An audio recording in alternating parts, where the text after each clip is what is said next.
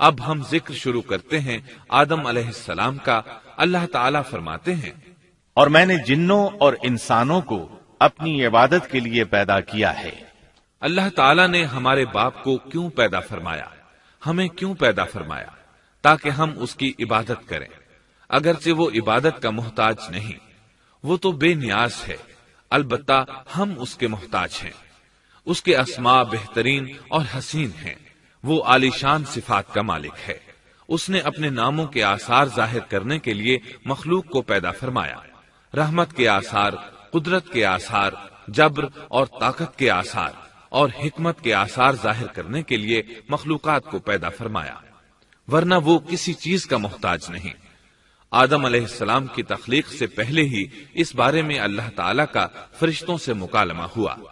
اللہ تعالیٰ نے فرمایا، اور جب تیرے رب نے فرشتوں سے کہا میں زمین میں ایک خلیفہ بنانے والا ہوں۔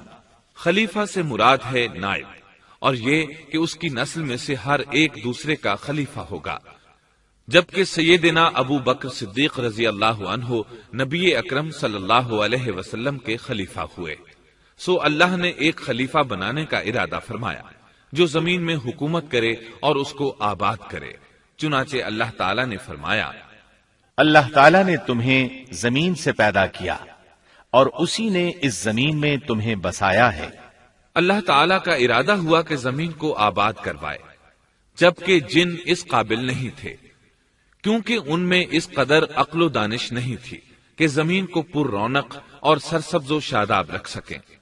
علماء جنات کے بارے میں کہتے ہیں ان کا سب سے بڑا عقل مند جن انسانوں کے 10 سالہ بچے کے برابر عقل رکھتا ہے، اس لیے زمین کو آباد کرنے کی صلاحیت اللہ تعالیٰ نے انسان کو بخشی۔ اللہ نے انسان کو بہترین ڈھانچے اور حسین ترین شکل و صورت سے نوازا، پھر اپنی روح اس میں پھونکی۔ فرشتوں نے اس سے سوال کیا، ایسی مخلوق کو کیوں پیدا کرتا ہے جو زمین میں فساد کرے اور خون بہائے؟ اور ہم تیری تسبیح، حمد اور پاکیزگی بیان کرتے ہیں۔ اس کے جواب میں اللہ نے فرمایا، جو میں جانتا ہوں تم نہیں جانتے۔ دراصل فرشتوں نے کسی طرح معلوم کر لیا تھا کہ آدم کی اولاد زمین میں فساد کرے گی، خون ریزی کرے گی، لیکن انہوں نے یہ بات اعتراض کے طور پر نہیں کہی تھی، کیونکہ ایسا اعتراض تو گناہ ہے، اور فرشتے پلک جھپکنے کے برابر اللہ کی معصیت اور نافرمانی نہیں کرتے، بلکہ وہ تو نہایت معزز عبادت گزار ہیں، کسی بات میں اللہ پر پیش دستی اور سبقت نہیں کرتے اور اس کے حکم پر عمل کرتے ہیں۔ اللہ کے حکم کی نافرمانی نہیں کرتے، بلکہ جو حکم دیا جائے بجا لاتے ہیں۔ اس لیے فرشتوں کا یہ پوچھنا وضاحت طلبی کے لیے تھا، وہ تو انسان کے پیدا کرنے کی وجہ پوچھ رہے تھے۔ وہ زمین میں جنات کے اعمال اور کرتوت کا مشاہدہ کر چکے تھے، یعنی اللہ تعالیٰ نے انہیں پیدا کر کے اختیار دیا تو وہ فتنہ و فساد اور فسق و فجور میں مبتلا ہو گئے، اور اب ایک اور مخلوق زمین میں بسائی جا رہی تھی، تو اس بات کا امکان تھا کہ یہ مخلوق بھی ان کے نقش قدم پر چلے۔ اس لیے فرشتوں نے تعجب اور حیرت کی بنا پر یہ سوال کیا تھا، اور پوچھنے کا مقصد یہ تھا کہ کیا یہ بھی جنوں کی طرح ہوں گے؟ اس طرح انہیں یہ خدشہ لاحق ہوا کہ شاید ان سے اللہ کی عبادت میں کوتاہی یا کمی واقع ہوئی ہے، جس کی وجہ سے اللہ کو نئی مخلوق پیدا کرنا پڑی۔ اس لیے ان کی بات میں یہ بھی تھا کہ ہم تیری حمد اور ثنا بیان کرتے ہیں۔ بہرحال ان کے سوال کے دو مقصد تھے، کیا یہ جنوں کی طرح فساد کرنے والی قوم ہے؟ کیا ہم سے تیری عبادت میں کوتاہی ہوئی ہے؟ اس پر اللہ تعالیٰ نے فرمایا، جو میں جانتا ہوں وہ تم نہیں جانتے۔ اس موقع پر فرشتوں کے ذہنوں میں ایک اور بات بھی آئی، وہ آپس میں کہنے لگے کہ اللہ تعالیٰ جو بھی مخلوق پیدا کرے گا وہ ہم سے زیادہ معزز اور عالم نہیں ہو سکتی۔ یعنی جب فرشتوں نے باقی مخلوقات کا جائزہ لیا، مثلا آسمان، زمین، پہاڑ، جن، چوپایوں وغیرہ کا، تو انہوں نے سوچا یہ ہم سے زیادہ مرتبے والی نہیں ہے، لہذا یہ مخلوق بھی پیدا ہو رہی ہے تو یہ ہم سے زیادہ مرتبہ نہیں رکھتی۔ یہ ہمارا خاص مقام ہے کہ اللہ کی تسبیح میں مصروف ہیں، کفر سے محفوظ ہیں، ہر حکم بجا لاتے ہیں، اللہ کے تمام احکامات پورے کرتے ہیں، آسمان اور زمین میں اس کا حکم نافذ کرتے ہیں، اور اللہ کے نزدیک ہم سب سے زیادہ شرف والے ہیں۔ لہذا اگر یہ نئی مخلوق انسان بھی پیدا ہو جائے تو کیا ہوا، ہم سے زیادہ معزز اور علم والی تو نہیں ہوگی۔ بہرحال جب اللہ تعالیٰ نے آدم کو پیدا کیا تو زمین کی مٹی لانے کا حکم فرمایا، چنانچہ اللہ تعالیٰ کے پاس مٹی لائی گئی۔ امام ترمذی، ابن حبان اور امام احمد رحمت اللہ علیہم نے ایک حدیث بیان کی ہے جس کے الفاظ کچھ یوں ہیں: اللہ تعالیٰ نے آدم علیہ السلام کو مٹی کی ایک مٹھی سے پیدا فرمایا، اس مٹی کو اللہ تعالیٰ نے پوری زمین سے اٹھوایا تھا۔ یہی وجہ ہے کہ آدم کی اولاد زمین کے لحاظ سے ہی ظہور پذیر ہوئی۔ بعض سرخ رنگ کے ہیں تو بعض سیاہ اور بعض سفید، اور کچھ اس کے درمیان میں ہیں۔ بعض نیک ہیں، بعض خبیث، اور کچھ پاکیزہ قسم کے ہیں۔ انسان کی تخلیق مٹی سے شروع ہوئی، اس مٹی کو پانی سے تر کیا گیا تو یہ تین بن گئی۔ اسی وجہ سے قرآن مجید کی بعض آیات میں تراب کا لفظ آیا ہے۔ تراب خشک مٹی کو کہتے ہیں، اور بعض آیات میں تین کا لفظ آیا ہے۔ تین تر اور بھیگی مٹی کو کہتے ہیں۔ اللہ تعالیٰ فرماتے ہیں خلقہ من تراب، یعنی آدم کو تراب سے پیدا کیا گیا۔ مٹی کی عام حالت کو تراب کہتے ہیں، اور فرمایا جب آپ کے رب نے فرشتوں سے کہا کہ میں مٹی سے بشر کو پیدا کرنے والا ہوں، جب اس مٹی کو پانی سے زیادہ بھگویا گیا تو وہ لیسدار ہونا شروع ہو گئی، اسی لیے اللہ تعالیٰ نے فرمایا ہم نے انسان کو لیسدار اور چپکنے والی مٹی سے پیدا کیا۔ پھر اللہ تعالیٰ نے اپنے مبارک ہاتھوں سے انسان کا ڈھانچہ تیار کیا۔ اللہ نے فرمایا خلقت بیدی، میں نے اپنے دونوں ہاتھوں سے پیدا کیا۔ اللہ تعالیٰ نے انسان کی خلقت فرشتوں کے سپرد نہ کی، بلکہ بذات خود اسے تخلیق کے مراحل سے گزارا اور اپنے ہاتھوں سے اس کی تصویر کشی کی۔ اللہ نے انسان کو پہلے ایک مورتی کی صورت میں ڈھالا، اس کے بعد ایک مقررہ مدت تک چھوڑے رکھا، یہاں تک کہ گیلی مٹی خشک ہو گئی اور اس کا رنگ سیاہ ہو گیا، بدبو آنے لگی، پھر وہ کھنکھناتی مٹی میں بدل گئی، اور آخرکار آگ پر پکی ہوئی مٹی یعنی فخار ٹھیکری کی صورت اختیار کر گئی، جس سے مٹکے وغیرہ تیار کیے جاتے ہیں۔ سیاہ مٹی کو ہماون کہتے ہیں، اور بدبودار کو مسنون کہتے ہیں، اور کھنکھنا کر بولنے والی مٹی کو سلسال کہتے ہیں، اور ٹھیکری کی طرح کی مٹی کو الفخار کہتے ہیں۔ مختلف آیات میں یہ الفاظ وارد ہوئے ہیں۔ اور یقیناً ہم نے انسان کو کھنکھناتی خشک مٹی سے پیدا کیا جو کہ بدبودار اور سیاہ گارے سے خشک ہوئی تھی۔ اور فرمایا اللہ نے انسان کو کھنکھناتی مٹی سے پیدا کیا جو کہ ٹھیکری کی طرح تھی۔ ان تمام آیات کریمہ میں کوئی تناقض، تعارض اور اختلاف نہیں، اس لیے کہ ان مختلف آیات میں انسان کو اس کی تخلیق کے مختلف مراحل کی یاد دہانی کرائی گئی ہے۔ خلاصہ کلام یہ ہوا کہ تخلیق کے عمل کا پہلا مرحلہ تراب تھا، یعنی عام حالت والی خشک مٹی، پھر تین یعنی بھگوئی ہوئی مٹی، پھر لیسدار مٹی یعنی سلسال، پھر ٹھیکری کی طرح کی مٹی یعنی فخار، اور یہ کام جمعے کی آخری گھڑی میں کیا گیا۔ اور یہ دن اللہ کے لحاظ سے شمار ہونے والے دنوں میں سے ہمارے دنوں کی طرح نہ تھا، ہمارے اور اللہ کے دن مختلف ہیں۔ تخلیق آدم دراصل اللہ کا کرشمہ ہے، انسانوں کو ایک صورت عطا کی گئی۔ اس مرحلے کا تذکرہ بخاری اور مسند احمد کی ایک روایت میں ہے۔ اللہ نے آدم کو پیدا کیا اور ان کا قد 60 ہاتھ یا 60 میٹر لمبا تھا۔ تمام جنتی لوگ اس قد آدم کے ساتھ جنت میں داخل ہوں گے، اور اس وقت سے لے کر آج تک مخلوق کا قد کم ہوتا چلا آ رہا ہے۔ بعد والے لوگ گزشتہ زمانے کے لوگوں سے ہمیشہ چھوٹے قد کے ہوتے چلے آ رہے ہیں۔ بہرحال سب سے پہلے اور سب سے لمبے انسان آدم علیہ السلام تھے۔ امام احمد نے منفرد طور پر ایک روایت بیان کی ہے، اس میں رسول اکرم صلی اللہ علیہ وسلم نے آدم علیہ السلام کی لمبائی 60 ہاتھ یعنی 60 میٹر اور چوڑائی 7 ہاتھ بیان فرمائی ہے۔ سبحان اللہ، سیدنا آدم کس قدر ضخیم اور عظیم مخلوق تھے۔ صحیح مسلم اور مسند احمد کی روایت میں ہے، اللہ نے آدم کو پیدا کیا تو اسے اپنی منشا کے مطابق کچھ عرصہ ڈھانچے کی صورت میں چھوڑے رکھا۔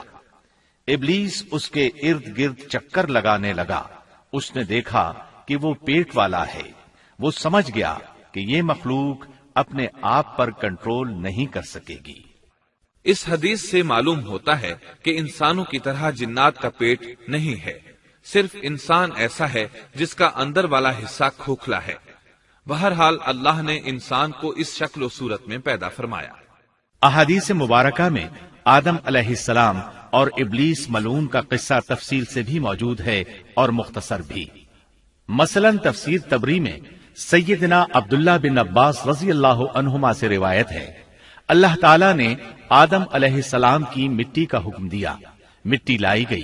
اللہ تعالیٰ نے آدم علیہ السلام کو لیسدار اور بدبودار سیاہ مٹی سے پیدا فرمایا، اور یہ کام اللہ نے اپنے مبارک ہاتھوں سے کیا۔ آدم 40 راتیں مجسمے کی صورت میں پڑے رہے، جسم موجود تھا لیکن روح نہیں تھی۔ ابلیس آتا، اس ڈھانچے کو ٹھوکر لگاتا تو جسم سے ایسی آواز نکلتی جیسے خالی مٹکے پر ہاتھ مارنے سے نکلتی ہے۔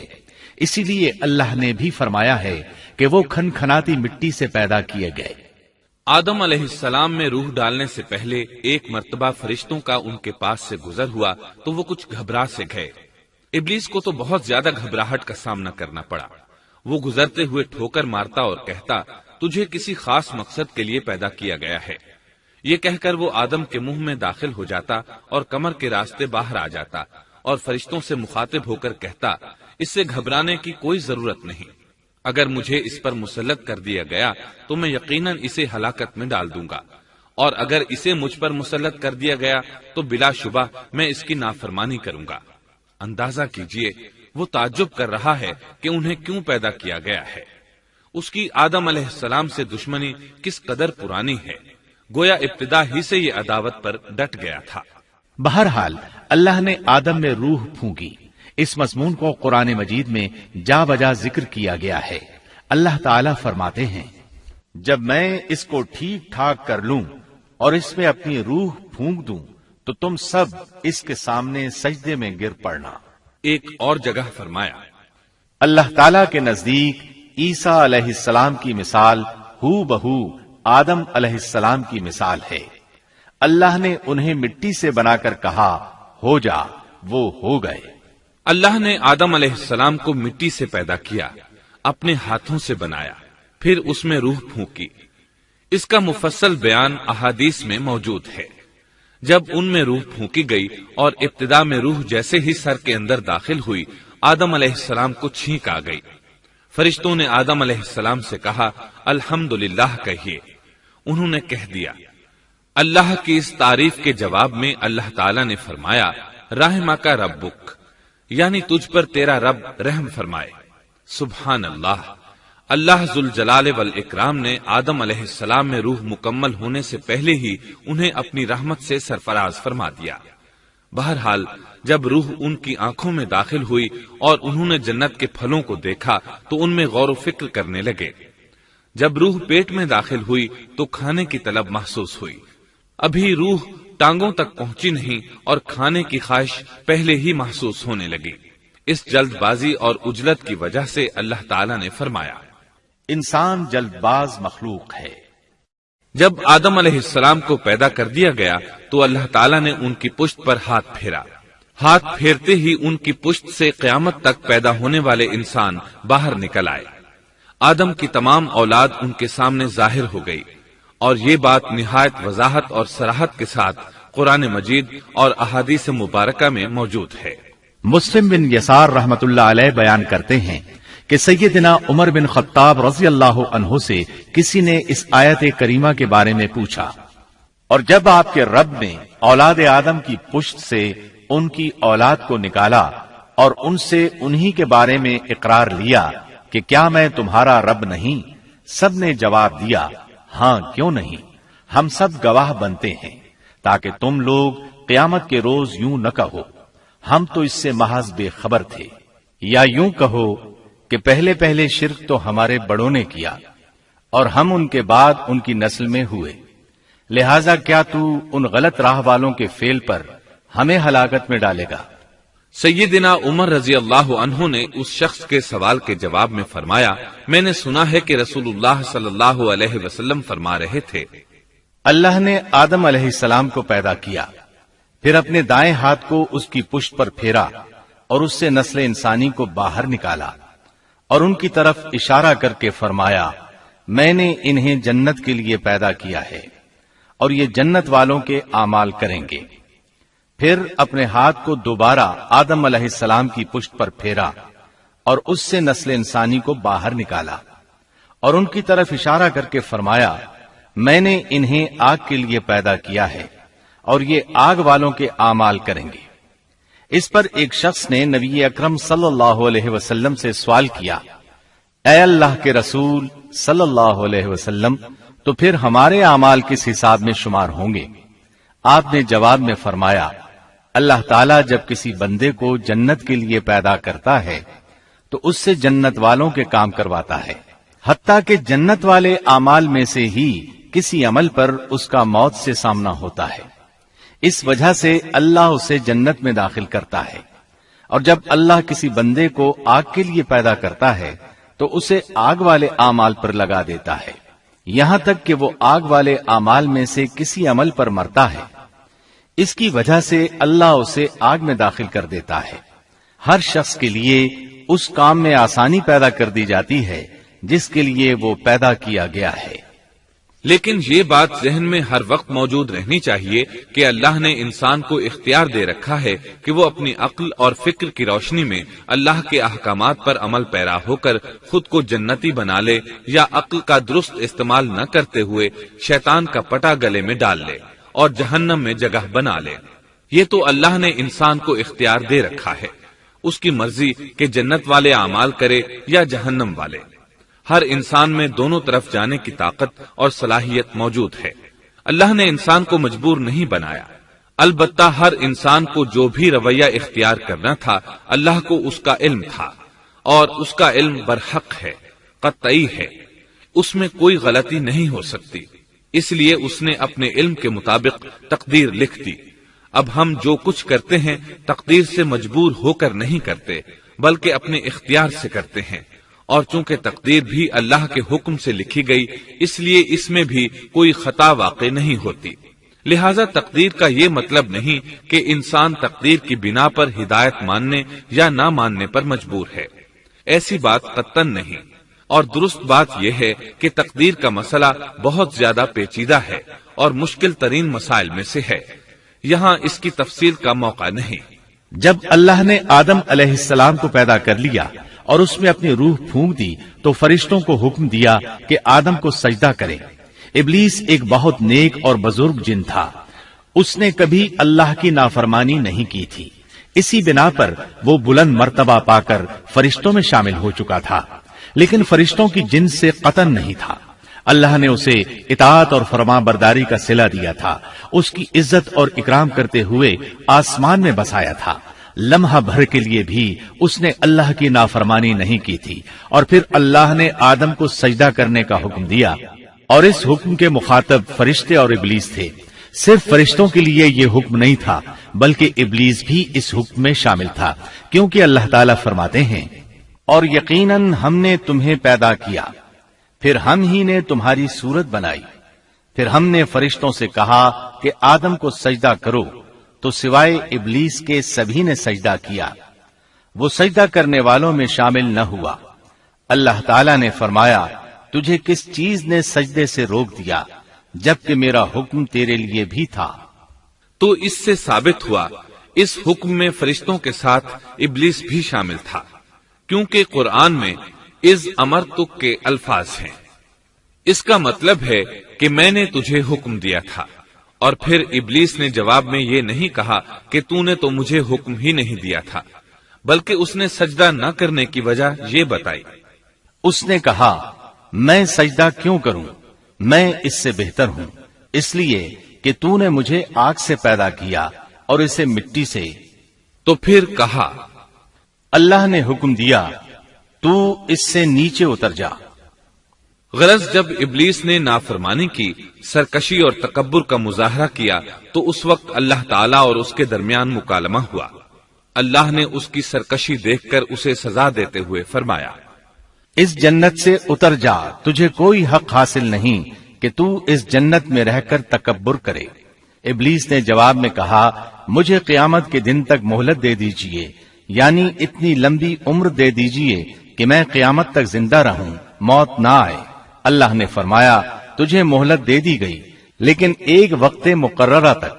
اور جب شیطان اس طرف سے مطمئن ہو گیا کہ اسے مہلت مل گئی، تب اس نے کہا، چونکہ تو نے مجھے گمراہ کر دیا ہے، اس وجہ سے میں قسم کھاتا ہوں کہ میں انسانوں کی گمراہی کے لیے تیرے سیدھے راستے پر بیٹھ جاؤں گا، پھر ان کے آگے سے، ان کے پیچھے سے، ان کے دائیں سے، ان کے بائیں سے، ان کے پاس آؤں گا، اور آپ ان میں سے اکثر لوگوں کو شکر گزار نہیں پائیں گے۔ اللہ تعالیٰ نے شیطان کا رد کرتے ہوئے فرمایا، یہاں سے ذلیل و خوار ہو کر نکل جا۔ ان میں سے جو شخص بھی تیرا حکم مانے گا میں ایسے تمام گمراہوں سے جہنم کو بھر دوں گا۔ جو انسان بھی تیرا پیروکار بنے گا وہ جہنم کا مستحق اور حقدار ٹھہرے گا۔ قرآن مجید میں دوسرے مقامات پر بھی اس گفتگو کو نئے پیرائے میں دہرایا گیا ہے۔ مثلاً اللہ نے فرمایا، یقیناً ہم نے انسان کو کھنکھناتی مٹی سے پیدا فرمایا ہے جو کہ سڑے ہوئے گارے کی تھی، اور اس سے پہلے ہم نے جنات کو لو والی آگ سے پیدا کیا۔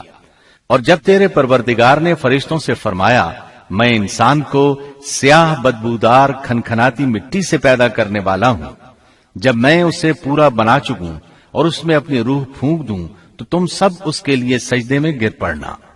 چنانچہ تمام فرشتوں نے سجدہ کیا سوائے ابلیس کے، اس نے سجدہ کرنے والوں میں شمولیت اختیار کرنے سے صاف انکار کر دیا۔ اللہ تعالیٰ نے فرمایا، اے ابلیس، تجھے کیا ہوا کہ تو سجدہ کرنے والوں میں شامل نہ ہوا؟ وہ بولا، میں ایسے انسان کو سجدہ نہیں کر سکتا جسے تو نے سیاہ بدبودار کھنکھناتی مٹی سے پیدا کیا ہے۔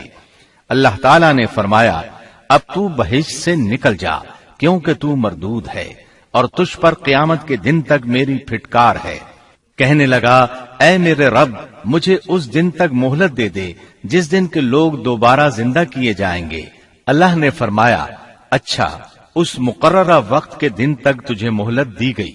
کہنے لگا، اے میرے رب، چونکہ تو نے مجھے گمراہ کیا ہے، مجھے بھی قسم ہے کہ میں انسانوں کے لیے زمین میں گناہوں کو خوشنما بناؤں گا اور ان سب کو بہکا دوں گا، سوائے ان کے جو تیرے منتخب اور مخلص بندے ہوں گے، وہ میرے بہکاوے میں نہیں آئیں گے۔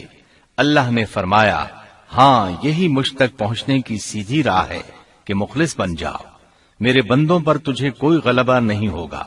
البتہ جو گمراہ لوگ تیری پیروی کریں گے، یقیناً ان کے وعدے کی جگہ جہنم ہے۔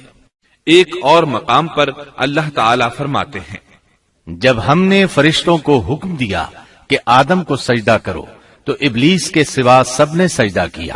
اس نے کہا، کیا میں اسے سجدہ کروں جسے تو نے مٹی سے پیدا کیا ہے؟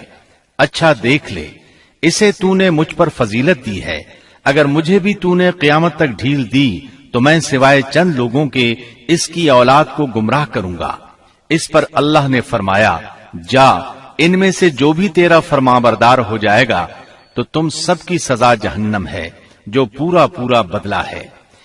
ان میں سے تو جسے بھی اپنی آواز کے ساتھ بہکا سکتا ہے بہکا لے، اور ان پر اپنے سوار اور پیادے چڑھا لا، یعنی اپنے گھڑ سوار لشکر اور پیدل لشکر کو چڑھا کر لے آ، اور اپنا ہر داؤ، ہر ترکیب اور ہر اسلحہ استعمال کر لے، اور ان کے مالوں اور اولاد میں بھی شرکت کر لے، اور تو انہیں دل بہلانے والے وعدے دے لے، یعنی ان کے برے اعمال بنا سنوار کر انہیں دکھا اور غلط خواہشات دلا، جنت، دوزخ اور دوبارہ زندہ نہ ہونے کے وعدے دے، اور ان سے شیطان کے جتنے بھی وعدے ہوتے ہیں سب کے سب سراسر فریب ہیں۔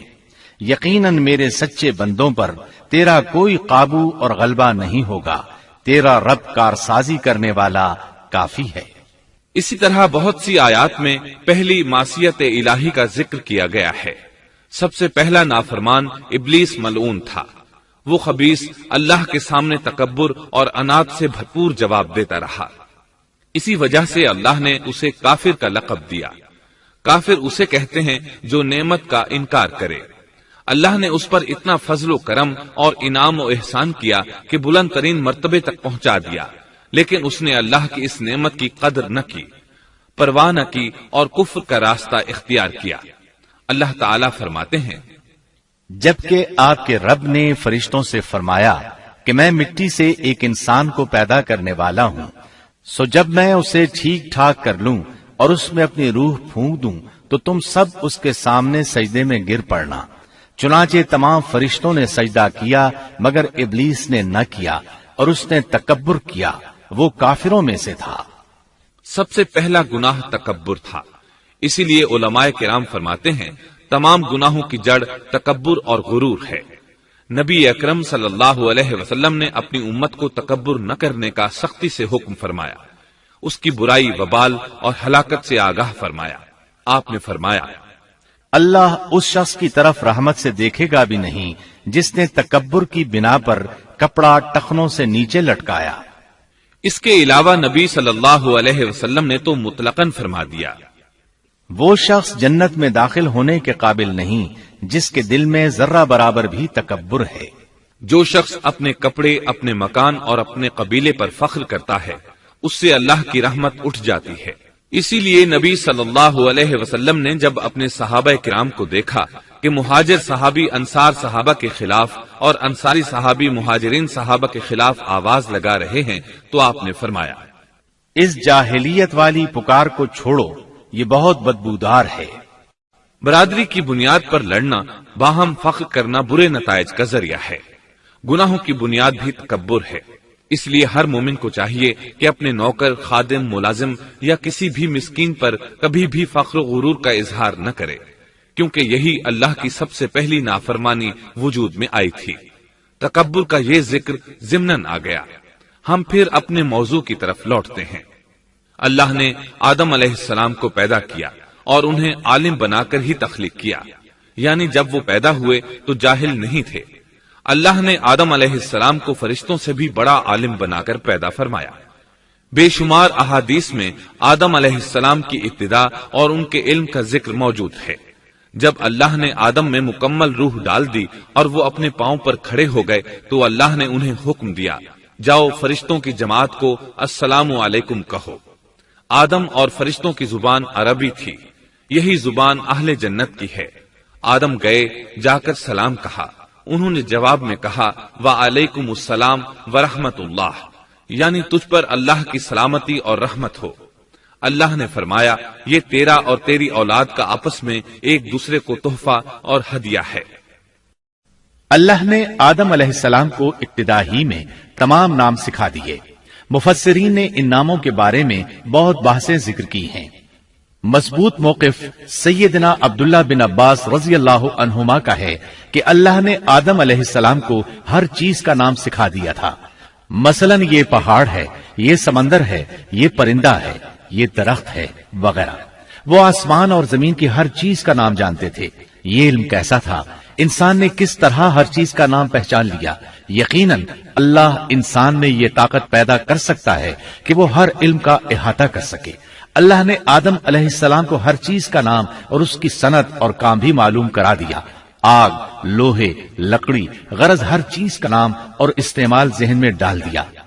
وہ کس قدر عظیم علم سے بہرور ہوئے، سبحان اللہ۔ بہرحال اللہ نے آدم علیہ السلام کو صرف شکل و صورت اور تخلیق ہی میں بلند مرتبہ عطا نہیں کیا تھا، بلکہ عقل و علم کے لحاظ سے بھی بلند درجے اور مقام پر فائز کیا تھا، جیسا کہ اللہ تعالیٰ فرماتے ہیں، اللہ نے آدم علیہ السلام کو ہر چیز کا نام سکھا دیا، پھر ان چیزوں کو فرشتوں پر پیش کیا اور فرمایا، مجھے ان چیزوں کے نام بتاؤ اگر تم سچے ہو۔ مطلب یہ کہ تم اپنے دعوے میں کہاں تک سچے ہو؟ جب آدم کی تخلیق ہوئی تو تم نے کہا تھا اللہ جو چاہے پیدا کر لے، قسم ہے وہ ہم سے زیادہ معزز اور عالم نہیں ہوگا۔ اس دعوے میں اگر تم سچے ہو تو ذرا ان اشیاء کے نام تو بتاؤ۔ اللہ تعالیٰ نے آدم علیہ السلام کا زیادہ معزز ہونا، مکرم ہونا اور علم و معرفت والا ہونا واضح کرنے کے لیے فرشتوں کو حکم دیا کہ آدم علیہ السلام کو سجدہ کریں۔ یہ سجدہ تعظیمی تھا، عبادت والا سجدہ نہیں تھا۔ سجدہ تعظیمی پہلے وقتوں میں جائز تھا، لیکن اب حرام ہے۔ اسی لیے تو یعقوب علیہ السلام، ان کی بیوی اور 11 بیٹوں نے یوسف علیہ السلام کو سجدہ کیا تھا۔ بہرحال فرشتوں نے آدم علیہ السلام کو سجدہ کیا۔ اس سے معلوم ہو جاتا ہے کہ کون زیادہ عزت اور عظمت والا ہے۔ یقیناً آدم علیہ السلام زیادہ شرف اور منزلت کے حقدار ٹھہرے۔ جب اللہ تعالیٰ نے ان کی عزت، تکریم اور تعظیم ثابت فرما دی، تب علم و معرفت میں ان کی برتری ثابت کرنے کے لیے فرمایا، اگر تم اپنے قول میں سچے ہو تو ان چیزوں کے نام بتاؤ۔ تب فرشتوں نے کہا، فرشتے کہنے لگے، اے اللہ تو پاک ہے، ہمیں تو صرف اتنا ہی علم ہے جتنا تو نے ہمیں سکھا رکھا ہے، مکمل حکمت و علم والا تو ہی ہے۔ اللہ تعالیٰ نے آدم علیہ السلام سے فرمایا، اے آدم تم ان فرشتوں کو ان چیزوں کے نام بتاؤ۔ آدم ہر چیز کا نام بتانے لگے، کسی جگہ بھی انہوں نے غلطی نہیں کی۔ جب انہوں نے فرشتوں کو تمام چیزوں کے نام بتا دیے تو اللہ تعالیٰ نے فرشتوں کو مخاطب کر کے کہا، کیا میں نے تمہیں پہلے ہی نہیں کہہ دیا تھا کہ زمین اور آسمان کا غیب میں ہی جانتا ہوں، اور میرے علم میں ہے جو تم ظاہر کر رہے ہو اور جو چھپا رہے ہو۔ یہاں ذہن میں سوال ابھرتا ہے کہ فرشتے کیا چھپا رہے تھے؟ وہ راز والی بات یہی تھی کہ اللہ ہم سے زیادہ معزز اور عالم مخلوق پیدا نہیں کرے گا۔ واضح رہے، ہم آپ کو صرف واقعات ہی نہیں سنا رہے، صرف سیرت اور تاریخ ہی بیان نہیں کر رہے، بلکہ قرآن بھی پڑھ پڑھ کر سنا رہے ہیں۔ اور قرآن کو اس وقت تک سمجھنا محال ہے جب تک کہ ان واقعات کی تفصیل موجود نہ ہو۔ خیر، اس کے بعد اللہ تعالیٰ نے اما حوا کو پیدا فرمایا۔ انہیں آدم علیہ السلام کے فوراً بعد پیدا نہیں فرمایا، بلکہ آدم علیہ السلام نے کافی عرصہ جنت میں تنہا بسر کیا، اور حدیث میں ہے کہ وہ وحشت محسوس کرتے تھے، تنہائی کو شدت سے محسوس کرنے لگے تھے۔ آخر کار ایک روز جب وہ سو رہے تھے تو اللہ تعالیٰ نے ان کی بائیں پسلی سے اما حوا علیہ السلام کو پیدا فرمایا اور آدم علیہ السلام کا ہم سفر بنا دیا۔ اللہ فرماتے ہیں، اے لوگو اپنے اس پروردگار سے ڈر جاؤ جس نے تم سب کو ایک ہی جان سے پیدا کر ڈالا، اور اس جان یعنی آدم علیہ السلام سے ان کی بیوی کو پیدا کیا۔ آدم علیہ السلام کے وجود ہی سے حوا کا وجود بنایا گیا، وہ کوئی الگ مخلوق نہیں تھی۔ جب آدم علیہ السلام بیدار ہوئے تو انہوں نے اپنے قریب ایک عورت کو بیٹھے دیکھا۔ پوچھنے لگے، تم کون ہو؟ حوا علیہ السلام نے کہا، عورت۔ آدم علیہ السلام نے پھر پوچھا، تجھے کس لیے پیدا کیا گیا ہے؟ وہ بولی، آپ کے لیے، تاکہ آپ مجھ سے سکون اور انس حاصل کریں۔ جب فرشتوں نے آدم علیہ السلام کو ایک عورت سے باتیں کرتے دیکھا تو کہنے لگے، اب ایک اور نئی مخلوق پیدا کی گئی ہے۔ آدم علیہ السلام نے ان مخلوقات کا نام تو بتا دیا تھا جو مشہور و معروف تھیں، ان کا نام پوچھنا چاہیے۔ انہوں نے آدم علیہ السلام سے سوال کیا، انہوں نے فوراً جواب دیا، حوا، اس لیے کہ اللہ نے تو آپ کو ہر چیز کا نام سکھا دیا تھا۔ فرشتوں نے کہا، ان کا نام حوا کیوں رکھا گیا ہے؟ آدم علیہ السلام نے جواب دیا، اس لیے کہ اسے ایک زندہ چیز سے پیدا کیا گیا ہے، حیات کی نسبت سے حوا نام رکھا گیا۔ مسلم شریف میں ہے، سیدنا ابو ہریرہ رضی اللہ عنہ روایت کرتے ہیں کہ رسول اللہ صلی اللہ علیہ وسلم نے فرمایا، جو شخص اللہ اور آخرت کے دن پر ایمان رکھتا ہے، جب وہ کسی معاملے کے لیے حاضر ہو تو بھلائی والی بات کرے یا خاموش رہے، اور عورتوں کے بارے میں بھلائی کی وصیت حاصل کر لو، یعنی ان کے ساتھ اچھا سلوک کرو، کیونکہ عورت پسلی سے پیدا کی گئی ہے، اور پسلی میں زیادہ ٹیڑھا حصہ اوپر والا حصہ ہوتا ہے۔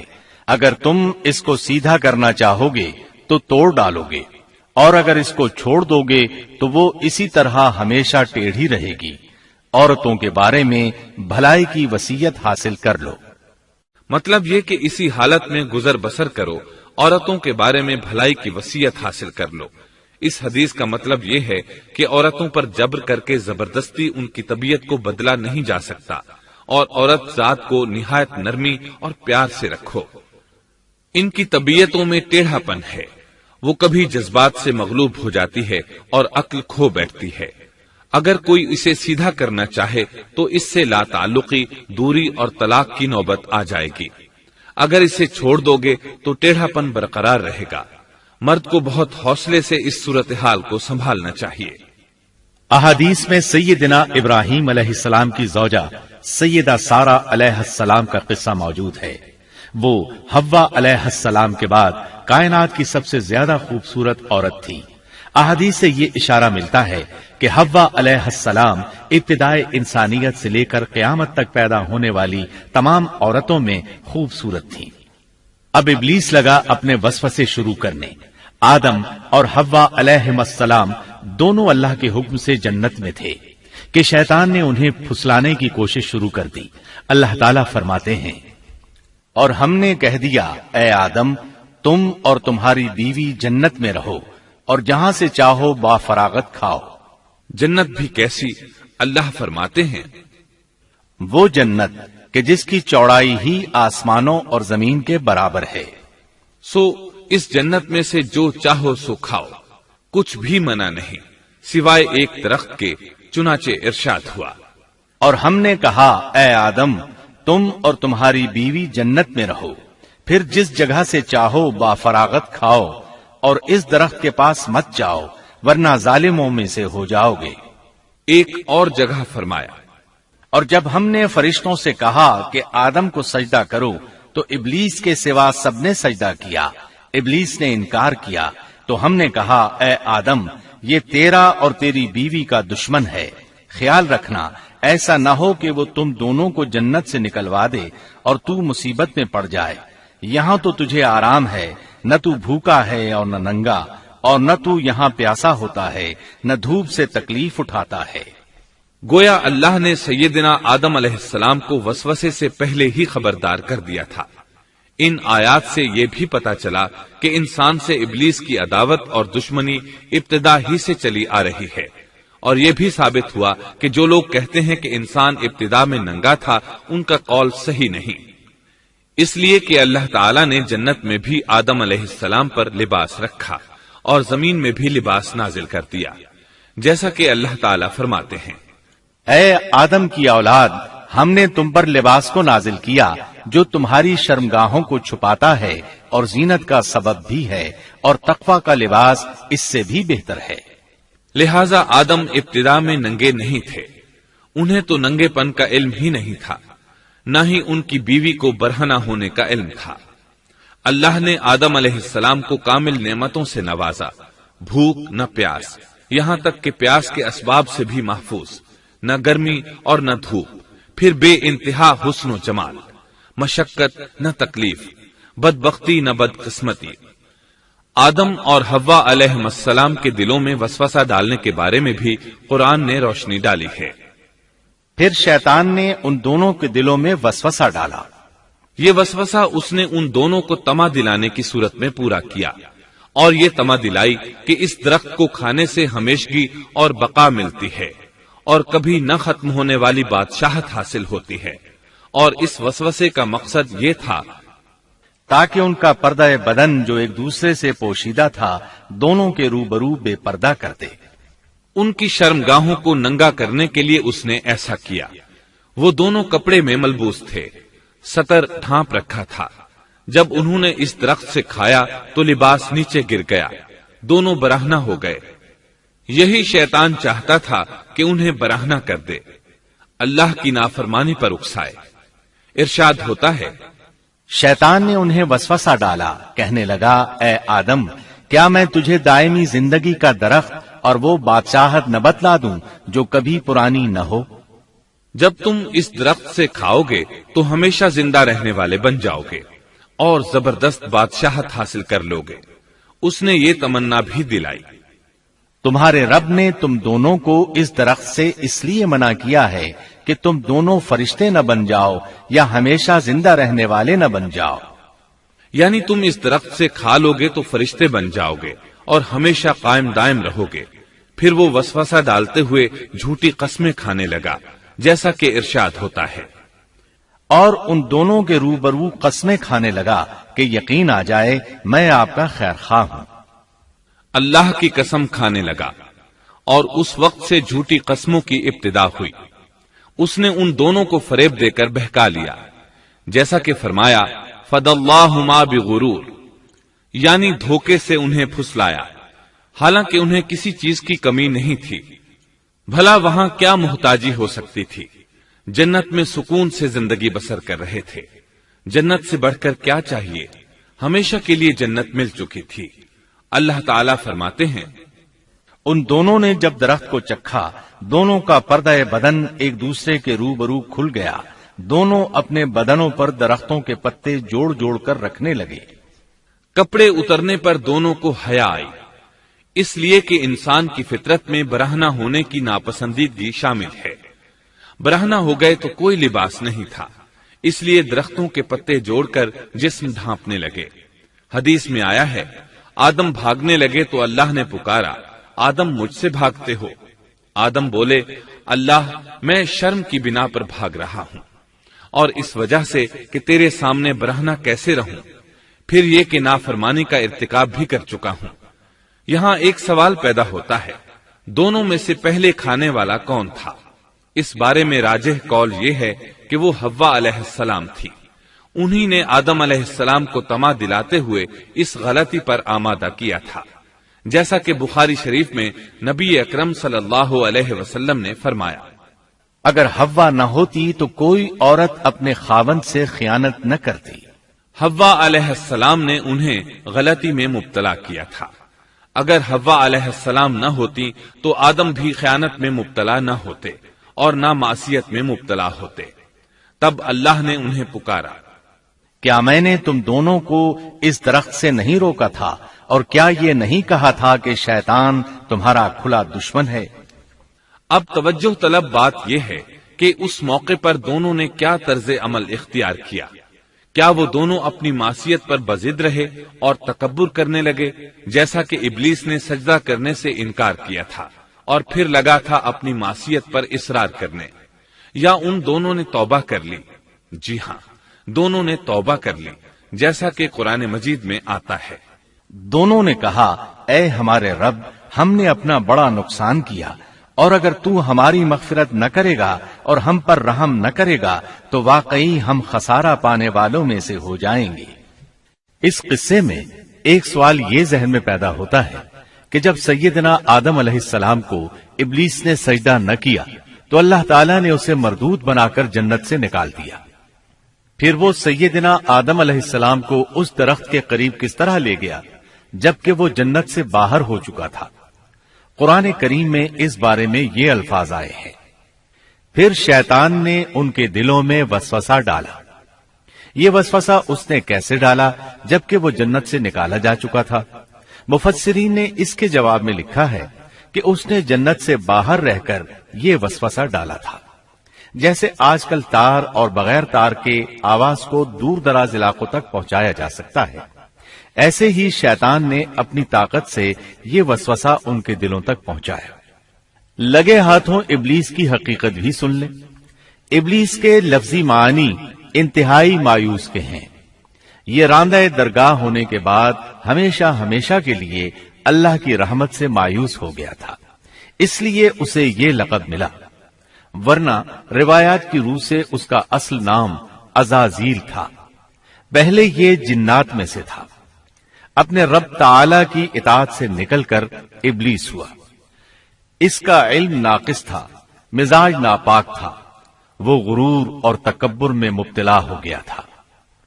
یہاں یہ بات بھی ذہن نشین کر لیں کہ انبیاء خطا اور گناہ سے پاک ہوتے ہیں، ان پر اللہ تعالی کی مستقل حفاظت اور نگرانی قائم رہتی ہے۔ اگرچہ انبیاء بھی انسان ہوتے ہیں اور تمام انسانی تقاضے انہیں لاحق ہوتے ہیں، لیکن ان کے عمل اور ارادے میں کسی قسم کی بدی اور شر کا عمل دخل قطعاً نہیں ہوتا۔ ان کا ہر قول اور عمل بلکہ ہر حرکت اور سکون کی حالت بھی انسانیت کے لیے بہترین نمونہ ہوتے ہیں۔ البتہ بشر ہونے کی وجہ سے بھول کا امکان ہوتا ہے، تاہم بھول ہو جانے کی صورت میں انہیں فوراً ہی خبردار کر دیا جاتا ہے۔ بھول ہو جانا بشری طبیعت کا خاصہ ہے۔ اللہ تعالیٰ نے ہر انسان کی فطرت میں یہ چیز رکھی ہے۔ انبیاء سے بھول چوک ہو جانے میں بھی اللہ تعالیٰ کی کئی ایک حکمتیں پوشیدہ ہیں۔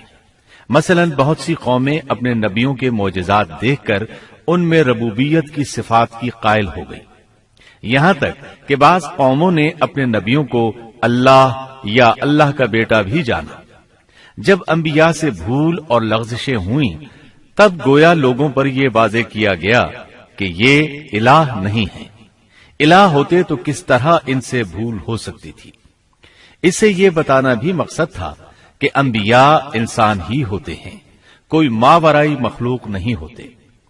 سیدنا آدم علیہ السلام کے واقعے پر غور کرنے سے یہ حقیقت مزید واضح ہو جاتی ہے کہ سیدنا آدم علیہ السلام کی یہ لغزش گناہ نہیں تھی۔ ممنوع درخت کا پھل کھاتے ہی سیدنا آدم علیہ السلام اور اماں حوا کا لباس اتر گیا تھا۔ اللہ کا حکم ہوا، قال اهبطوا، جنت سے اتر جاؤ، تم آپس میں ایک دوسرے کے دشمن ہوگے اور تمہارے واسطے زمین میں رہنے کی جگہ ہے اور ایک وقت تک نفع حاصل کرنا ہے۔ فرمایا تم وہیں زندگی بسر کرو گے اور وہیں مرو گے اور وہیں سے دوبارہ نکالے جاؤ گے۔ قرآن مجید کے دیگر مقامات میں بھی اس قصے کی تفصیل موجود ہے۔ مثلاً فرمایا، اور اس سے قبل ہم نے آدم سے ایک عہد لیا تھا مگر وہ بھول گئے اور ہم نے ان میں کوئی عزم نہیں پایا۔ اللہ تعالی فرماتے ہیں، اور جب ہم نے فرشتوں سے کہا آدم کو سجدہ کرو تو ابلیس کے سوا سب نے سجدہ کیا، اس نے صاف انکار کر دیا۔ تو ہم نے کہا اے آدم، یہ تیرا اور تیری بیوی کا دشمن ہے، خیال رکھنا ایسا نہ ہو وہ تم دونوں کو جنت سے نکلوا دے اور تو مصیبت میں پڑ جائے۔ یہاں تو تجھے یہ آرام ہے کہ نہ تو بھوکا ہوتا ہے اور نہ ننگا، اور نہ تو یہاں پیاسا ہوتا ہے اور نہ دھوپ سے تکلیف اٹھاتا ہے۔ لیکن شیطان نے اسے وسوسے میں ڈال دیا، کہنے لگا میں آپ کو دائمی زندگی کے درخت اور وہ بادشاہت بتلاؤں جو کبھی پرانی نہ ہو۔ چنانچہ ان دونوں نے اس درخت سے کھایا، پس ان کے ستر کھل گئے اور وہ بہشت کے پتے اپنے اوپر چپکانے لگے۔ آدم نے اپنے رب کی نافرمانی کی، پس بہک گیا۔ پھر اس کے رب نے نوازا، اس کی طرف توجہ فرمائی اور اس کی رہنمائی کی۔ حکم ہوا تم دونوں یہاں سے اتر جاؤ، تم آپس میں ایک دوسرے کے دشمن ہو۔ اب تمہارے پاس جب کبھی میری طرف سے ہدایت پہنچے تو جو میری ہدایت کی پیروی کرے نہ تو وہ بہکے گا نہ تکلیف میں پڑے گا، ہاں جو میری یاد سے روگردانی کرے گا اس کی زندگی تنگی میں رہے گی اور بروز قیامت ہم اسے اندھا کر کے اٹھائیں گے۔ آدم علیہ السلام زمین پر اترے اور اپنے رب سے توبہ کے کلمات سیکھ لیے۔ وہ کلمات یہ ہیں، ربنا ظلمنا أنفسنا وإن لم تغفر لنا وترحمنا لنكونن من الخاسرين۔ اے ہمارے رب، ہم نے اپنا نقصان کیا اور اگر تو نے ہم پر مغفرت و رحمت نہ فرمائی تو ہم خسارہ اٹھانے والوں میں سے ہو جائیں گے۔ آدم علیہ السلام زمین پر اترے اور ان کے ساتھ حوا علیہ السلام بھی اتری اور ان کے ساتھ ہی ابلیس کو بھی اتارا گیا۔ یہ کس جگہ پر اترے اس بارے میں اختلاف پایا جاتا ہے، لیکن ابن عباس رضی اللہ عنہ کی بات راجح محسوس ہوتی ہے کہ آدم علیہ السلام کو ہند میں اور حوا علیہ السلام کو جدے میں اتارا گیا۔ جب آدم علیہ السلام اتر آئے تو حوا علیہ السلام کی تلاش شروع کر دی، زمین میں ان کی تلاش میں سرگرداں ہوئے۔ آخر کار میدان عرفات میں دونوں کی ملاقات ہو گئی۔ چونکہ میدان عرفات میں دونوں نے ایک دوسرے کی معرفت حاصل کی تھی اور ان کا آپس میں تعارف ہوا تھا، لہذا اسی مناسبت سے اس میدان کا نام عرفات مشہور ہو گیا۔ اللہ تعالیٰ نے زمین کے اندر انسانوں کو پھیلانا شروع کیا اور زمین کو مردوں اور عورتوں سے آباد کر دیا۔ امام طبری رحمت اللہ علیہ بیان کرتے ہیں کہ حوا علیہ السلام نے آدم علیہ السلام کے لیے 20 ولادتوں میں 40 بچوں کو جنم دیا۔ ہر بار 2 بچوں کو جنم دیتی تھی، ایک لڑکا ہوتا ایک لڑکی۔ سب سے پہلا جوڑا قابیل اور اس کی بہن قمیم کا تھا۔ پھر انسانوں کی افزائش شروع ہوئی، آبادی میں اضافہ ہونے لگا۔ اللہ نے آدم علیہ السلام ہی کو ان کا نبی متعین کر دیا، وہ انہیں دین سکھاتے رہے۔ اس وقت تمام لوگ موحد تھے، خالص توحید کو اپنانے والے تھے، یعنی کان الناس امۃ واحدہ، تمام لوگ ایک ہی امت کے تھے، ان میں شرک کا شائبہ بھی نہ تھا۔ ابن جریر اور ابن کثیر رحمہم اللہ نے ابو موسیٰ اشعری رضی اللہ عنہ کی روایت بیان کی ہے، اللہ نے جب آدم علیہ السلام کو جنت سے زمین پر اتارا تو انہیں ہر چیز کی کاریگری اور صنعت کا علم تھا۔ جب وہ اترے تو عالم بھی تھے، لباس میں ملبوس بھی تھے، کام کاج کے تمام طریقوں سے باخبر بھی تھے، لوہے، آگ، لکڑی اور کپڑے کے استعمال سے بھی بخوبی واقف تھے۔ ہمارے برعکس وہ ان کاموں کو اپنی ابتدا ہی سے جان چکے تھے، کیونکہ ہم سب لوگوں کا حال یہ ہے کہ جب تک سکھایا نہ جائے ہمیں کچھ نہیں آتا۔ آج کے دور میں بعض افریقی قبائل کے افراد وحشیانہ اور غیر مہذب زندگی گزارتے ہیں۔ علماء کا کہنا ہے کہ یہ لوگ زمین پر رہنے والوں میں سے گمراہ ترین انسان ہیں۔ انہوں نے بہترین زندگی ضائع کر دی اور گھٹیا زندگی کو پسند کیا۔ تہذیب و تمدن کا آغاز چونکہ ابتدائے آفرینش سے ہے، اس لیے ہر انسان کی فطرت میں تہذیب کی سوجھ بوجھ موجود ہے۔ بہرحال آدم علیہ السلام کے بعد انسانی مخلوق کی تعداد روز بروز بڑھتی چلی گئی اور انسانی کمزوریوں کی بنا پر گناہ شروع ہو گئے۔ زمین پر سب سے پہلے ہونے والی معصیت قابیل کے ہاتھوں اپنے بھائی حابیل کے قتل کی صورت میں سامنے آئی۔ اللہ تعالیٰ نے قرآن مجید میں قابیل اور اس کے بھائی حابیل کا قصہ بیان کیا ہے۔ قابیل قرخت اور درشت طبیعت کا مالک تھا، جبکہ اس کا بھائی حابیل رحم دل اور نرم طبیعت تھا۔ قابیل کھیتی باڑی کرتا تھا اور حابیل مویشی چراتا تھا۔ حابیل کے نرم دل ہونے کی ایک وجہ اس کا بکریاں چرانا تھا، کیونکہ ایک چرواہا اپنی بکری کو بھوکا دیکھ کر اسے چارہ کھلائے بغیر نہیں رہتا، نہیں وہ کسی بکری کو پیاسا دیکھ کر اسے بھول جاتا ہے۔ اپنے جانور پر اس کی طاقت سے زیادہ بوجھ بھی نہیں لادتا۔ بنی نوع انسان کی تعداد میں اضافے کے لیے اس وقت ایسا قانون تھا جو اب حرام ہے، اور وہ ہے بہن کے ساتھ نکاح۔ چونکہ اس وقت کے سب لوگ آدم علیہ السلام کی حقیقی اولاد تھے اور آپس میں بہن بھائی تھے، اس لیے اس وقت کی شریعت کی روح سے قابیل اپنے ساتھ جڑواں پیدا ہونے والی بہن کے سوا کسی دوسری بہن سے شادی کر سکتا تھا، اور اسی طرح حابیل اپنے ساتھ جڑواں پیدا ہونے والی بہن کے علاوہ کسی دوسری بہن سے شادی کر سکتا تھا۔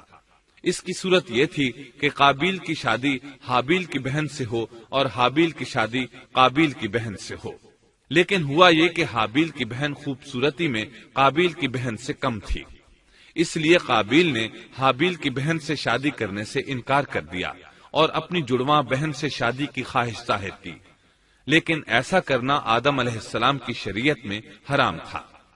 آپ نبی بھی تھے اور رسول بھی۔ رسول اور نبی میں فرق یہ ہے کہ رسول پر شریعت اور احکام نازل ہوتے ہیں، لیکن نبی پر شریعت نازل نہیں ہوتی، البتہ اس کی طرف وحی نازل ہوتی ہے اور معجزات عطا کیے جاتے ہیں، جبکہ شریعت صرف رسولوں ہی پر نازل کی جاتی ہے۔ آدم علیہ السلام بھی چونکہ رسول تھے، اس لیے ان کی شریعت میں یہ قانون تھا کہ کوئی شخص اپنے ساتھ جڑواں پیدا ہونے والی بہن کے ساتھ شادی نہیں کر سکتا۔ قابیل اس شرعی حکم کی وجہ سے غضبناک ہو گیا، اس نے تعجب کا اظہار کرتے ہوئے اس قانون کو ماننے سے انکار کر دیا۔ آدم علیہ السلام نے ان دونوں کے درمیان فیصلہ کرتے ہوئے انہیں حکم دیا کہ دونوں اللہ کے حضور ایک ہدیہ پیش کریں۔ ہدیہ اس جانور کو کہتے ہیں جسے اللہ کے نام پر ذبح کر کے فقراء میں تقسیم کر دیا جائے۔ اس سے مقصود اللہ کے لیے اپنی نیت کو خالص کرنا ہوتا ہے۔ اس عمل کو قربانی کہا جاتا ہے۔ آدم علیہ السلام کے زمانے میں قربانی کا جو قانون تھا اس کے قبول ہونے کی نشانی طے تھی، اور وہ یہ کہ آسمان سے ایک آگ نمودار ہوتی اور اس قربانی کو جلا دیتی۔ اس کا مطلب تھا قربانی قبول ہو چکی ہے، اور اگر آگ قربانی کو نہ جلاتی تو سمجھ لیا جاتا کہ قربانی قبول نہیں ہوئی۔ آخر قربانی کا دن آ پہنچا۔ حابیل نے اپنے مویشیوں میں سے ایک بہترین جانور لیا اور قربان گاہ میں لا کر اللہ کے حضور پیش کر دیا۔ دوسری طرف قابیل نے اپنی کھیتی کے غلے میں سے ردی قسم کا غلہ قربانی کے لیے پیش کیا۔ دوسرے دن دونوں قربان گاہ پہنچے تو انہوں نے دیکھا کہ حابیل کی قربانی قبول ہو چکی ہے، جبکہ قابیل کی قربانی کو آگ نے چھوا تک نہیں تھا۔ یہ دیکھ کر قابیل حابیل پر غضبناک ہوا۔ شیطان نے بھی اسے وسوسے میں مبتلا کیا کہ اپنے بھائی کو قتل کر دے۔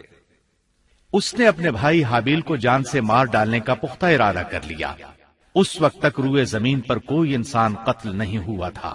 انسانی تاریخ میں یہ پہلا قتل ہے جس کا ارتکاب قابیل نے کیا۔ وہ اپنے بھائی حابیل کے پاس گیا اور اس سے بولا، میں تجھے قتل کر دوں گا۔ جواب میں حابیل نے کہا، اگر تو مجھے قتل کرنے کی کوشش کرے گا تو میں اپنے دفاع میں ہاتھ نہیں اٹھاؤں گا، اس لیے کہ میں چاہتا ہوں تو اپنے دیگر گناہوں کے ساتھ میرے قتل کا گناہ بھی اٹھا لے، تیرے گناہ زیادہ ہو جائیں۔ چنانچہ ایک تاریک رات میں حابیل سویا ہوا تھا کہ قابیل ایک بڑا سا پتھر اٹھا کر اس کے پاس آیا۔ اس نے وہ پتھر اپنے بھائی کے سر پر دے مارا۔ اس طرح اس نے حابیل کو قتل کر دیا، روئے زمین پر قتل کی ابتدا کر دی، زمین کو پہلے خون سے رنگ دیا۔ تاریخ انسانی میں یہ سب سے پہلا جرم تھا جو قابیل کے ہاتھوں ہوا۔ قتل تو وہ کر بیٹھا، اب حیران اور پریشان ہوا کہ اس کی لاش کا کیا کرے۔ اس وقت تک نسل انسانی موت سے بھی دوچار نہیں ہوئی تھی۔ آدم علیہ السلام کی اولاد میں سے اس وقت تک کوئی فوت نہیں ہوا تھا، اس لیے قابیل کو معلوم نہیں تھا کہ مردے کے ساتھ کیا کیا جائے۔ اسی کشمکش کے عالم میں اس نے بھائی کی لاش کو کمر پر اٹھا لیا اور چل پڑا۔ چلا جا رہا تھا کہ اللہ نے 2 کوے بھیجے۔ دونوں کوے آپس میں لڑ پڑے، ایک نے دوسرے کو ہلاک کر دیا۔ اب زندہ کوا مٹی کھودنے لگا۔ اس طرح اس نے ایک گڑھا تیار کر لیا، مردہ کوے کو اس میں رکھا اور اوپر مٹی ڈال دی۔ اس طرح قابیل کو دفن کا طریقہ معلوم ہوا۔ اس نے بھی گڑھا کھودا اور حابیل کی لاش کو اس میں دبا دیا۔ وہ اپنے کیے پر نادم ضرور تھا، لیکن اس نے اللہ سے معافی نہ مانگی، جبکہ انسان کے لیے ضروری ہے کہ اس سے کوئی گناہ ہو جائے تو اللہ سے معافی مانگے۔ قابیل اور حابیل کے درمیان جو مکالمہ ہوا، اللہ تعالیٰ نے اس کا ذکر سورہ مائدہ آیت 27 تا 29 میں کیا ہے۔ اللہ فرماتے ہیں، آدم علیہ السلام کے دونوں بیٹوں کا کھرا کھرا حال بھی انہیں سنا دو۔ ان دونوں نے ایک نذرانہ پیش کیا، ان میں سے ایک کی نذر تو قبول ہو گئی اور دوسرے کی قبول نہ ہوئی تو وہ کہنے لگا، میں تجھے مار ہی ڈالوں گا۔ اس نے کہا، اللہ تقوی والوں ہی کا عمل قبول کرتا ہے، گو تو میرے قتل کے لیے دسترازی کرے، لیکن میں تیرے قتل کے لیے ہرگز اپنا ہاتھ نہیں بڑھاؤں گا۔ میں تو اللہ تعالی پروردگار عالم سے خوف کھاتا ہوں۔ میں تو چاہتا ہوں کہ تو میرا گناہ اور اپنا گناہ اپنے سر پر رکھ لے اور دوزخیوں میں شامل ہو جائے۔ ظالموں کا یہی بدلہ ہے۔ اس کا مطلب یہ تھا کہ تیرے اور گناہوں کے ساتھ میرے قتل کا گناہ بھی تیرے ذمہ لگے اور تو ظالموں میں سے ہو جائے۔ حابیل کے قتل کے بعد قابیل پر جو گزری اس کا ذکر اللہ نے سورہ مائدہ آیت 30 اور 31 میں کیا ہے۔ پس اسے اس کے نفس نے اپنے بھائی کے قتل پر آمادہ کر دیا اور اس نے اسے قتل کر ڈالا، اس سے وہ نقصان والوں میں سے ہو گیا۔ پھر اللہ تعالیٰ نے ایک کوے کو بھیجا جو زمین کھود رہا تھا تاکہ اسے دکھائے کہ وہ کس طرح اپنے بھائی کی ناش کو چھپا سکتا ہے۔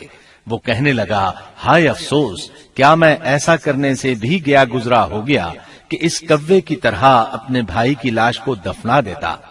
پھر تو بڑا ہی پشیمان اور شرمندہ ہوا۔ امام احمد، ترمذی اور ابو داود نے سیدنا سعد بن ابی وقاص رضی اللہ عنہ سے روایت کی ہے کہ انہوں نے سیدنا عثمان رضی اللہ عنہ کی شہادت کے فتنے کے وقت فرمایا، میں گواہی دیتا ہوں کہ رسول اکرم صلی اللہ علیہ وسلم نے فرمایا تھا، ایک بہت بڑا فتنہ رونما ہوگا، اس میں بیٹھنے والا کھڑے ہونے والے سے بہتر ہوگا اور کھڑا ہونے والا چلنے والے سے بہتر ہوگا اور چلنے والا دوڑنے والے سے بہتر ہوگا۔ کسی نے کہا، اگر کوئی میرے گھر میں داخل ہو کر میری طرف ہاتھ بڑھائے تاکہ وہ مجھے قتل کر دے تو آپ صلی اللہ علیہ وسلم نے فرمایا، تو آدم علیہ السلام کے بیٹے کی طرح قتل ہو جا۔ یعنی اس فتنے میں قتل ہو جانا۔ حابیل کی سنت پر عمل کرتے ہوئے خود ہاتھ نہ اٹھانا، قاتل کہلانے کی بجائے مقتول ہونے کو پسند کرنا۔ اسی طرح مسند احمد کی ایک روایت میں ہے، رسول اللہ صلی اللہ علیہ وسلم نے فرمایا، دنیا میں جب بھی کوئی ظلم سے قتل ہوتا ہے تو اس کا گناہ آدم علیہ السلام کے پہلے بیٹے قابیل کی گردن پر ضرور ہوتا ہے، اس لیے کہ وہ پہلا شخص ہے جس نے ظالمانہ قتل کی ابتدا کی اور یہ ناپاک طریقہ جاری کیا۔ اس حدیث سے اس جرم کی نوعیت کا بخوبی اندازہ ہوتا ہے کہ اللہ تعالیٰ نے اس کو صرف ایک قتل قرار نہیں دیا بلکہ اس کو ایک گھناؤنی حرکت قرار دیا۔ قیامت تک آنے والے لوگ جو اس گناہ کے مرتکب ہوں گے ان کا کچھ گناہ قابیل کے حساب میں ڈالا جائے گا۔ حابیل کو قتل کرنے کے بعد قابیل نے اپنی بیوی کو ساتھ لیا اور دور دراز نرم زمین کے پاس جا کر رہائش پذیر ہو گیا اور آدم علیہ السلام کے سامنے تک نہ ہوا۔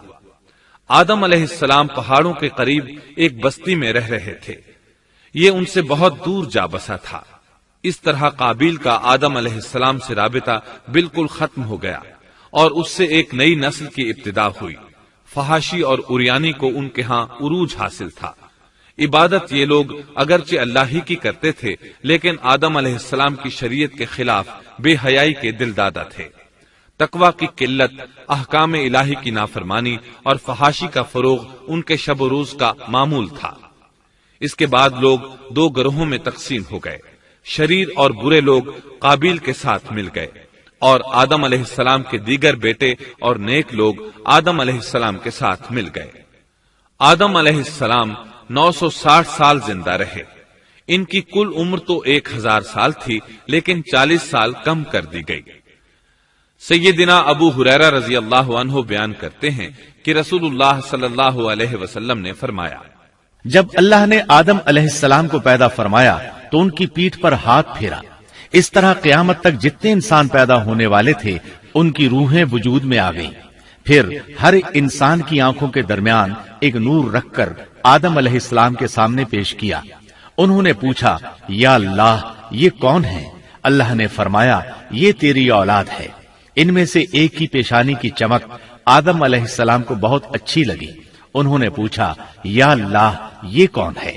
جواب ملا، یہ تیری اولاد میں سے بہت دور جا کر ہیں، ان کا نام داؤد ہے۔ پوچھا، ان کی عمر کتنی ہے؟ فرمایا 60 سال۔ آدم علیہ السلام کہنے لگے، یا اللہ 40 سال میری عمر میں سے ان کی عمر میں شامل کر دے۔